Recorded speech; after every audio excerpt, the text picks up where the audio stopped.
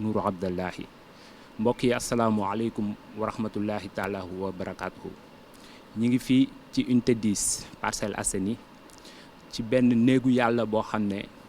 ay jeunes ñoo ko defar ñu dénkoon leen gestion jumaa ji ñu bëggoon am quelques leeral yuñ ci indi par rapport ak yi fi jot a xew yëpp parce que nit bu fekkee dafa am lu ñu la dénk boo paree wër nga rendre compte ñi la ko dénk ne leen lii nii la demee ba loolu amee nag nit ñi xale yi ñi ñëpp nekk sama ginnaaw nga xam ne ñoo dirigé woon liggéey bi jël kàddu gi dénk ma ko jox ma kàddu gu mat sëkk ma nekk nit ku matadi jàkkaarloo ak yéen di wax di ñaan lépp lu ñu ci juum ngeen xam ne nit moo matul lépp lu ci jub ñu xam ne liñ ma dénk yàlla moo ko mottalil boppam. def na 1 an jumaa ji nii ngeen gis ni tey ñu liggéey ci biir 1 an yi nag avant 1 an jumaa ji ay jeunes dañoo dëkku ci quartier bi gisoon ne néegu yàlla bi laajoon na peinture mu def 3 ans ci ginnaaw ñu ñëw ne kilifa yi ŋànk jumaa ji dañoo bëggoon peinturaat jumaa ji fekk tabaski da doon waaj a jot kilifa yi ne leen loolu lu rafet la jox leen ci ndigal jeunes yi def ay cotisation ay quête peinture jumaa ji ñu dawal quelque temps jigéen ñi fi ñu doon jullee ñu ne dañ ko bëgg a defaraat ñu woowaat jeunes yi ñu ànd ci ak suñuy kilifa liggéey ko ñu dawaat beneen presque 1 an ñu sentir ne dalu jumaa ji bëri woon na ay fissure dem ba benn instant paa yi benn côté bi dañ ko daaneloon goptewaat ko quelques jeunes dugg ci jumaa ji di julli gis fissure yi ne mais pourquoi pas jeunes yi engagé pour defar dalu jumaa ji jeunes yi waxtaan seen biir ba ne loolu lu mën a nekk la ñu ne xaaral ñu woo kilifa yi waxtaan si ak ñoom premier jour bi ñu leen woowee réunion fii lañ ko réunion ci biir jumaa ji kilifa yi jox leen seen kàddu ne leen jox nañ leen digal ci jour boobu noonu ket nañ fa 15000 francs parce que dañ ne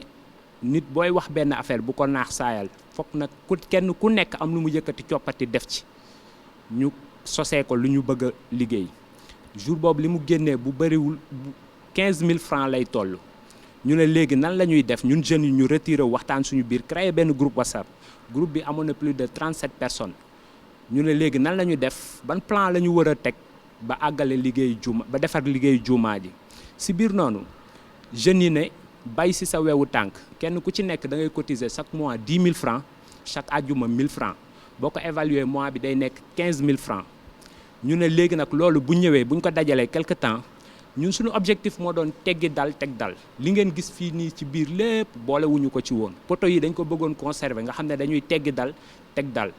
ñu dem ci terrain bi ñuy fubalee wax ak jeunes yi dëkk ci quartier bi ñu plus d'1 mois yoo xam ne kenn fubalu fa la ñu defee suñu brique ourdi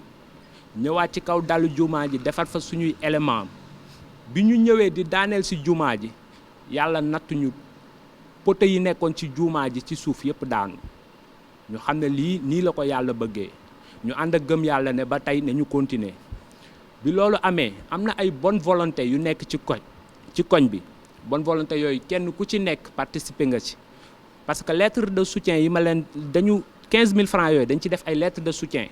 ak ay carte barkellu mais lettre de soutien yi li ñu ci bind ñi ngi yëgal koñ bi kenn ku ci nekk ci sa kër bi ñu fa duggee ñi ngi lay yëgal suñu projet lan la ñu bëgg parce que liggéeyal yàlla moom mënoo ci ne kii moo ci bokk wala kee moo ci bokk yëgal ko ñëpp rek mais am na woote waaye amul xaar bi ñu defee loolu génnee ay carte barkeelu jeune bu ci engagé wu ñu jox la nombre de carte barkeelu yi nga xam ne mën nga ko dugal lu la nit jox nag baax na parce que sasuñu woon kenn dara bi loolu amee jeunes yi ku nekk distribuer lettre ci sa gox bu nekk am na ku ñu fa nommé woon ne ko yaa koy distribuer bi lettre yëpp demee nag ñu tàmbali bi ñu daanelee ndogal boobu dal ñu ne amatul arrière dañu war a continuer ñu sulli poto jumaa ji samp yeneen poto muy poto yi ngeen gis léegi nag ci biir loolu jeunes yi biñ demee ba ci biir parce que cotisation juuma mënoo forcer kenn ne kii moo cotiser ak kii moo cotiser wul dañ naan ku ko mën rek parce que yàlla day nattu jaamam mën nga joxe sa engagement ne chaque mois naa joxe 10 000 mais mois bi bu jotee te amoo 10 000 it kenn du taxaw ne diw joxe na wala diw joxewul ñii ñëpp sama ginnaaw ci mbooloo mi leen bokkoon mais kenn mënu la wax kii moo joxe wala kee joxewul ndax àdduna moom luy dem te amul sutura rek du dem te liggéeyal yàlla sutura moo ci jiitu bi loolu amee am na benn këll buñ fi créé woon muy lu waay am ci liggéeyu juumaa ji mu nekk ci mbedd bi pendant 11 mois rue bii nii boo ko seetloo même personnes yi ñoo fiy jaar muy ay ouvrier di ay nit ñoo xam ne da ay soxna yoo xam ne dañuy xëy dem marché mais chaque jour lu ñu impressionné ci ñoom mooy chaque jour buñ fi jaaree ku fi bàyyiwul sa ñaar fukk boo dëppee di nga fi bàyyi sa téeméer pendant 11 mois këll gi versé nañu lu ne jàppale nañu lu ne ci biir loolu ci biir liggéey bi ay ouvrier ñoo ko liggéey amul benn ouvrier bu fi taxaw ne waa juumaa ji yoreel nañ ma lii defuñu ko liggéey juumaa kuy ñëw liggéey te yàlla tax am na nag ñu ko def ñoo xam ne ñaari fan lañ fi ñëw liggéey ñi ñetti fan ñi ngi leen di gërëm di leen sant mais ouvrier yi ñi ngi leen di gërëm di leen sant pour leeral moo tax ñu tudd mais si seen biir li ñu leen doon fay dimbali nañ ñu si parce que ku doon fayeeku 10 000 journée ñëw defal la ko 7500 jàppale na la ku doon fayeeku 10 000 defal la ko 6 000 minimum ouvrier bu fi liggéey minimum ki ñu fay ay ouvrier qualifié 5 000 francs la journée te ñoom ñëpp 11 mois yi ñoom ñoo doon liggéey li jëm ci manœuvre bi nag sama gars yi jàmbaar yi ñoo ko doon def ñoom ñoo kuule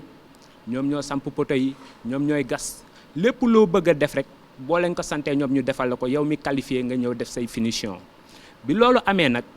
ñu def ko pendant 11 mois këll gi kon jàpp ci bu baax këll gi xeebuñu ko benn yoon parce que ouvrier yi képp ku ci wàccoon rek ci këll gi ngay dem moo lay fay këll gi daan na dugal minimum jour 30 000 te moo doon fay minimum laa la wax te moo doon fay ouvrier yi fi nekkoon yëpp léegi nag bi loolu amee ñu dem ba le 17 juin lañ toj dal bi ma préciser bu baax le 17 juin la ñu taj 2019 la ñu toj dal bi jumaa ji ñu ngi ko liggéey ci presque 11 mois ci 12e mois bi lañ ko inauguré le 10 juillet bii passé la ñu inauguré jumaa ji parce que mbaar mee ci ginnaaw fa lañ aménagé woon paa yi di fa julli ba tey jumaa ji lu ñu ko toj yëpp bu dul woon période corona bi julli ajjuma yu ñu fi doon jullee yëpp julli nañ ko parce que prévoir woon nañ mbaar bi ci ginnaaw bi ñu defaroon pour jigéen ñi fa la ñëpp doon jullee ajjuma yi fi romb yëpp fa lañ ko jullee ba ni jumaa ji di paree léegi nag bi loolu amee bi ñu demee 11 mois ba peinture suñu juuma ba lépp desul lu dul inauguré mu dese ñu tapis bii ñu toog tey ñu war a jënd tapis kees gi vide na ñu ne nag ñu dugg ci groupe bi ñu ne jumaa ji peinture nañ ko peinture nañ ci biti peinture nañ ci biir design bii ngeen gis ci biir nii noonu la menoon ñu ne nag dañoo war a jënd tapis yu yees ndax amoon nañ fi ay tapis mais tapis yu dafa xaw a màgget ñu ne dañu war a jënd ay tapis yu yees ñu ne jeunes yi képp ku bokk ci groupe bi ñu lancé ko ci groupe bi ne ñi ngi lay sas 15 000 francs 15 000 francs yooyu pour tapis la tapis bi mi ngi nekkoon 1 050 000 ñu ne léegi 15 000 francs yooyu bu duggee ak ku ci mën a jàpp li ci des ñun ñenn ñi nga xam ne mën nañ ko mottali ndax am na si ñoo xam ne bay nañ ci seen waar te bëgguñu ko tudd seen tur ñoom nag dañ ne woon bu loolu duggee li ci des ñoom dinañ ko mën a mottali ñu jënd tapis yi bi loolu amee ma ñëw ci benn cas boo xam ne moo pour leeral ndax nit moom bu ñu la dénkee foog nga leeral parce que boo leeralul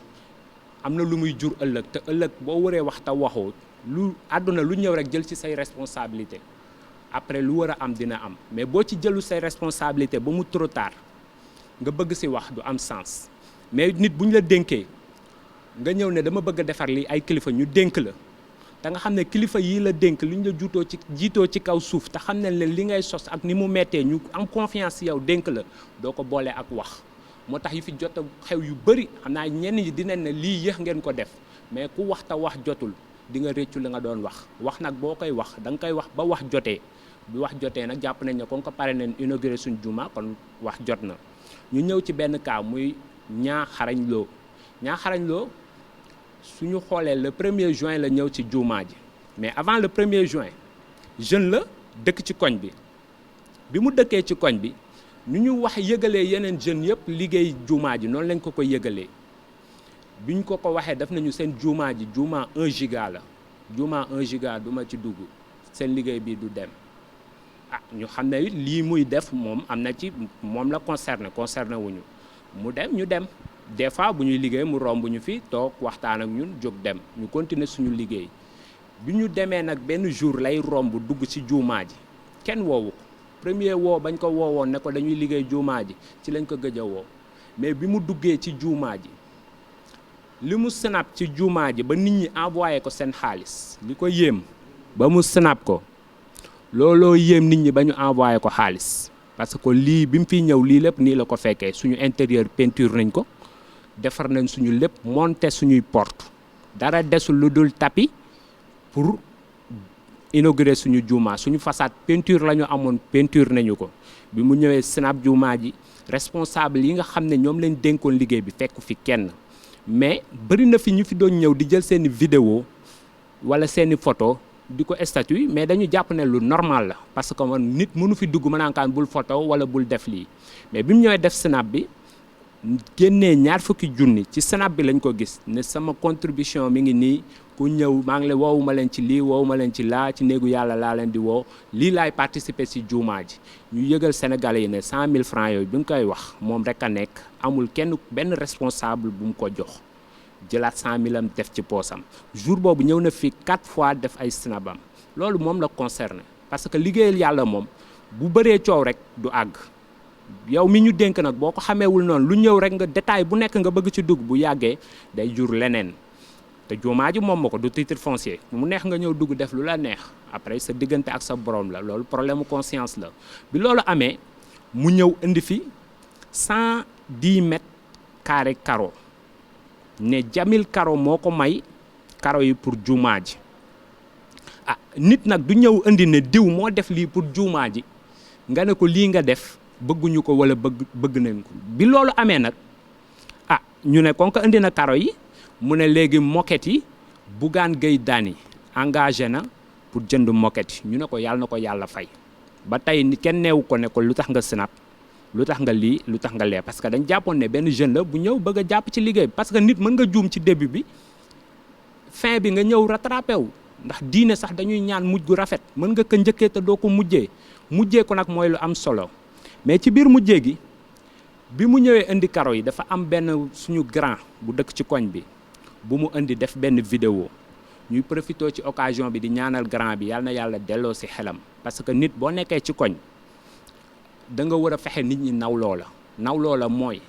boo dee mag rek nekk kilifa nekk sa kër am na comportement boo war a am mais benn comportement bi buñ ko gisee si yow muy répété wu bu dee Afrique xasuma africain nag mais bu dee Afrique duñ ko teel a détecté ndax duñu xam ne lii feebar la mais bu dee ci yenn pays yi boo amee yenn comportement yi dañu xam ne lii feebar la bu boobaa nag say proche dinañ jóg ci feebar boobu pour faj ko mais ñun Afrique moom bëri na feebar yoo xam ne duñ ko teel a détecté te feebar yooyu nag dafa bëri ci société bi guddi yi ñun toll loolu benn kii bu ma ci doon dugal la léegi mag moomu nag bi mu ko indee ci juumaa ji filmer ko mu wax lu ko neex ne juumaa ji 20 ans kenn defaru ko yow yaa fi ñëw ñaa xarañ loo tagg ko gis nga nag bu fekkee li bëri di wax dañ lay soosal pour ngay wax di nga wax ba wax loo warul wax ndax juumaa ji ci taarix bi ñu ñëwee mag ñi dañu wax ni ñu def ba tabax ko ni ñu def ba tabax juumaa ji amuñu financement amuñu kenn ku leen dimbali lu dul ay bonne volonté yoo xam ne ci koñ bi la ñu dëkkoon ñu dem di leen seeti di cotiser ba tabax lii nii ñun loolu lañ fi fekk biñ ñëwee it ñu wax ñu ko ñu ne kon ñun ci loolu la ñuy dox ndax juumaa ji ba nii amul benn autorité buñ dugg këram xanaa yenn notable yi dëkk ci koñ bi seeti nañ leen yëgal leen comme ni ñu yëgalee ñeneen ñi borom juróom yeeg borom ñaar fukk yi lañ yemale amul kenn ku ñu gërëm ku ñu ñëw dañ la naan boo ñëwee te yàlla tax jàppale ñu bu fekkee leneen la nag ñu bala fa parce que duñ ci gërëm man nit mënul ne damay def te yàlla tax ma ñëw naan maa ngi lay gërëm ci palaasu yàlla ndax xaw ma ndax la nga def yàlla nangu na ko wala nanguwu ko kon gërëm kuy defal yàlla pour man féministe la mais nag nit it boo amee projet wax ko nit mu déglu la déglu boobu rek mu lay déglu mën nga ko ci gërëm kon ñun kuñ ciy gërëm rek déglu boobu nga ñu déglu wala gëm boobu nga gëmoon ne xale yi mën nañ def lii moo tax ñu lay gërëm ñu dellu si cas boobu noonu bi wax jooju amee dañu woo ñaa ci juumaa ji woowuñu ko nag groupe nii wax parce que am na yoo xam ne buñ la ko dénkee da ngay yabal ñaari nit bu ñu soxlaan kilifa yi dañu yabal ñaari nit ku ñu soxla ñetti nit la ñu yabal parce que mbooloo telli fajul dara dañuy jël suñuy xalaat dénk ko ñaari nit ñu dem joxe ko ñu woo ko ne ko carrément li nga def si juumaa ji rafetlu wuñu ko say karo jël ko nga yóbbu parce que ñun bu ñuy def yàllaa tax ñuy def juumaa ji taarix la paa yi defar ko nga ñëw naan 20 ans juumaa ji kenn defar ko yaa ko defar loolu dafa ñaaw gis na ñi fiy liggéey ay gor leen ay responsable leen ñii ñëpp kenn ku ci nekk ouvrier bi am na atelier am électricien bi am na ay chantier am bureaucrate bi am na leneen lu mu war a liggéey ak ku nekk ak sa liggéey, mais dañoo dem ba ci biir ñoom ñëpp ñu si bëri am na ñoo xam ne sacrifier nañ seen liggéey pour juumaa ji parce que dañ ko bëggoon defar ci durée bu gàtt. lii ci 1 an la taxaw am na nag juumaa yu ñuy defar 10 ans ci financement àggul c'est parce que wax ji la lu tàmbalee wax ci wax lay mujjee lu tàmbalee jëf sotti kon ka nag wax baaxuloon ñu woo ko ci sutura ne ko lii bëgguñu ko jëlee fi say karo mu ne xamewuma ko woon noonu ci ay kàddoom ñii di ma jox ay dóorkat leen buñ la joxee te li nga leen di jox siiwaloo ko duñ la jox ñu ne ko nag boo amee kuy def te yàlla tax indi ko soo amee kuy def pour feeñ téye ko ndax ñun bu ñu évaluer lu ñu def ci juumaa ji ak fi ñu toll mënoo fi indi lu ñu yéem kon nag bu fekkee am na loolu am na ci mun a ma ne ko say ñi lay dimbali téye leen loolu amul benn problème ndax juumaa ji ñun xam nañ ne lii du suñu doole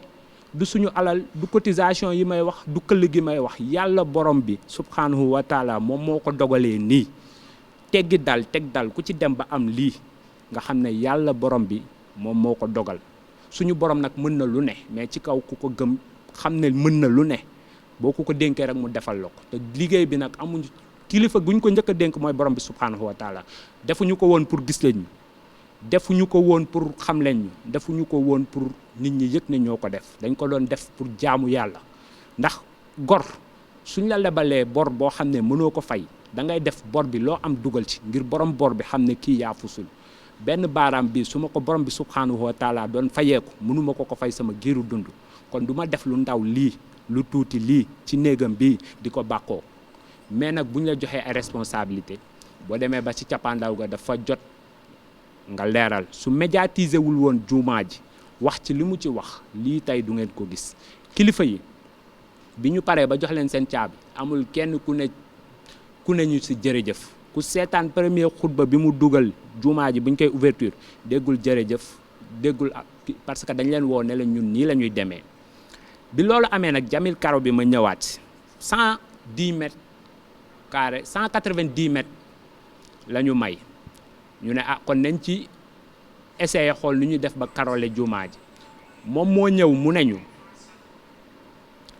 Elimane Lam engagé wu na pour karole juumaa ji mu ñëw ñu dem commandé karo yi mu nekk 400 mètres carrés mu ne Elimane Lam moo koy jënd 400 mètres carrés yi nekk 1 million de francs CFA bi mu demee mu dem fay ci génnee fay bi mu fayee ñu jox ko bon non livré mu yóbbul ko livré non payé mu yóbbul ko Elimane Lam bi mu ñëwee dafa ne 500000 la ko jox bi mu ko joxee 500000 francs yi ñun gisuñ 500000 parce que moom moo ko géré ñu ñëw ci kaaw Bougane ñu daw tapis bi loolu amee tapis bi ñu ngi ko évalué woon 1,50,000 mu ñëw ne Bougane nee na mënu ko jënd 1,50,000 genre rasu na 250,000 la ko jox après nag Marcel Diagne la ñëw indi ay tapis muy tapis bii nii ne Marcel Diagne moo ko jënd ñu koy gërëm parce que ku defal yàlla moom ngërëm rek lañ la mën a wax mais kenn du la wax leneen lu dul jaajëf ndax ñun la waroon boo ko defee ñun ñoo ko waroon def boo ko def loon dañ koy def boo ko defee kon alhamdulilah ci loolu après Elimane Lam karo yi noonu looloo indi façade bii nii ñu karole bi mu indee karo yi ñu ne kam ka karo yi ñëw na nañu karole façade mais fekk na ñu peinture suñu façade ñu préciser bu baax fekk na ñu peinture suñu façade bu dul woon carrelage bii si biti tey aj inauguré nañ juumaa ji bu yàgg ñu arrêté waat inauguration bi karole juumaa ji lustre bii ngeen gis moo ko fi indi te ki ko jënd ci koñ bi la dëkk wax nañu turam mais def nañu nee na bëggul ku ko xam duñ tudd turam moo ko jënd beneen bi mooy ñu ñëw ci am na fi ay spot yu fi nekk mu tudd tournée diw moo jënd spot yi ñuy ñaan ku nekk mu dellu ci premier snap bi mu snap di woo nit ñi ay nitam ci juumaa ji ñu xool ndax juumaa ji bi muy tàkk spot yi mi ngi fi wala nekk fi parce que wit nag loolu nit bu ñu la dénkee ñun dañ doon tollu diggante di woo suñuy nit naan leen lii moo ñu manqué ñooñu di débloqué seen xaalis di ko jënd wala dem jënd ji ko indi ko léegi nag loolu bu amee nga wax ne diw moo ko jënd te diw joxoon la pour nga jënd bu boobaa day indi beneen problème. beneen bi mooy nee na Wally Seck envoyé na ko audio ne ko joxel ma 500000 si jumaa ji ñu lay yëgal ne gisuñu 500000 si jumaa ji. xaban moo changé porte jumaa ji ñu koy sant di ko gërëm ndax porte yi ñu amoon premier snap bu ñaar ku ko xool di nga gis porte yu rouge yi fi nekkoon wax dëgg yàlla jàppoon nañ ne moo dàq porte yi mais nit nag bu ñëwee di defal yàlla pour mu am